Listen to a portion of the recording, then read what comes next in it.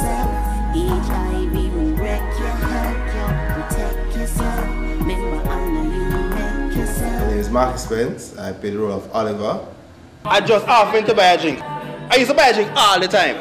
Why can't buy a drink in that room? At first, I was reluctant to take the role, honestly. My wife said, hey, my friend, she's casting for a movie and she said she would like to cast you. And I said, well, what role was it? And she said, boy, what are you going to play?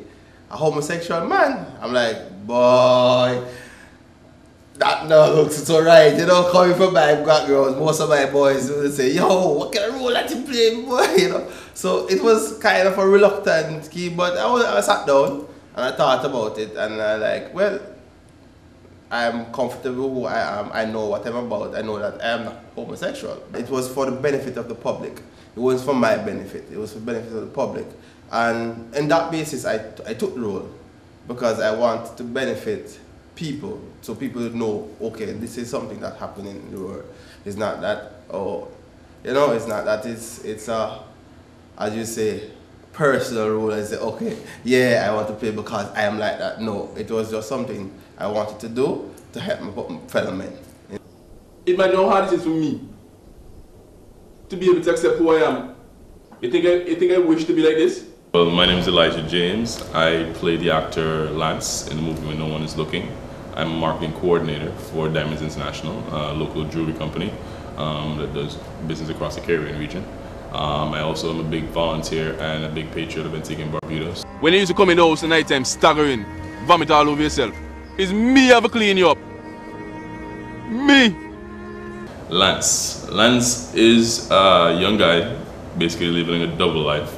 On one end, he is this, you know, hot boy, gallus, as people call him in a local Antigua and Barbuda term, talking about a lot of girls in front of his friends.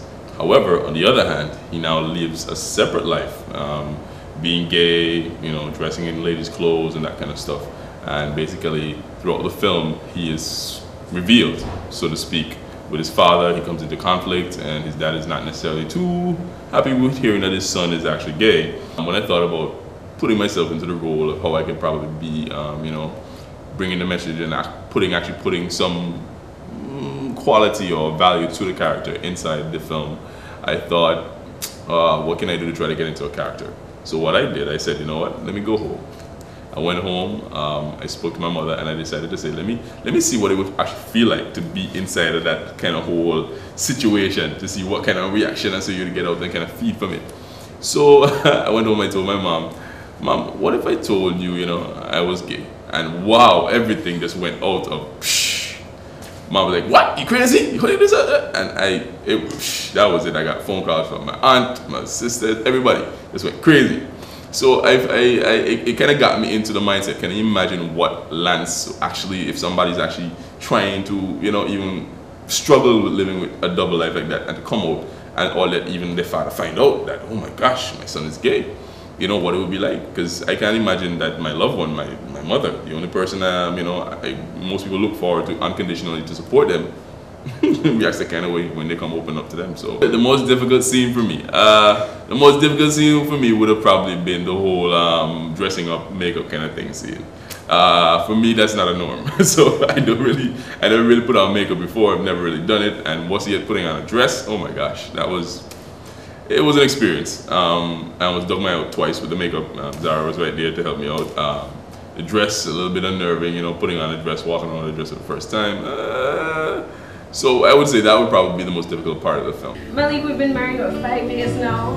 I'm sure your friend and always agreeing you. And she said, I'm okay, we can start trying. So I wanted to create a play that when people saw it, by the time they realized what was happening, they'd be so curious that they'd watch to the end. And I tried to come up with 3 scenarios that would run concurrently so that we could see 3 different situations of the same situation and how it affects people differently. Fiona is Malik's wife, and she's the average, you know, I'd say average Antiguan woman, young woman. They're excited to start a family and they start trying right away. And then she gets the news that her husband used to be a homosexual man when he was living off island, and he could have HIV, which means that she could have it. So you have this huge emotional switch from being excited, being happy, to being extremely devastated, because here it is that they're trying for a baby. So it's now three things. One, her husband has lied to her, he's betrayed her, and he has exposed her to the HIV virus. And two, she could be pregnant, and if she's pregnant and she's HIV positive, then chances are that she could be bringing a HIV positive baby into the world as well.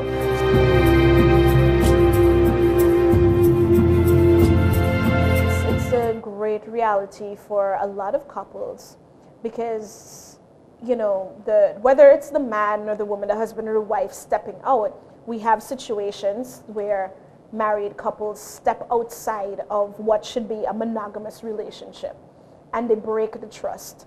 And in doing so, they expose their spouses to a lot of harmful diseases that are out there. So in that situation, I don't want people to just look at it as in being just strictly, oh, homosexual. It's heterosexual too, because you have a lot of men who, yes, are on the down low and sleep with other men even though they're married.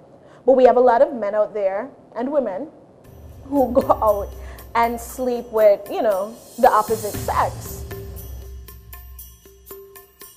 What I hope people live with is, one, you do not know what exactly is out there. Be very, very careful. Your husband, wife, partner that you think you know may have some deep dark secrets that you don't know, and that can come back to haunt you. You just never know who could be infected with HIV or AIDS, and that's why it's so important to get tested. You know, AIDS is not a death sentence anymore.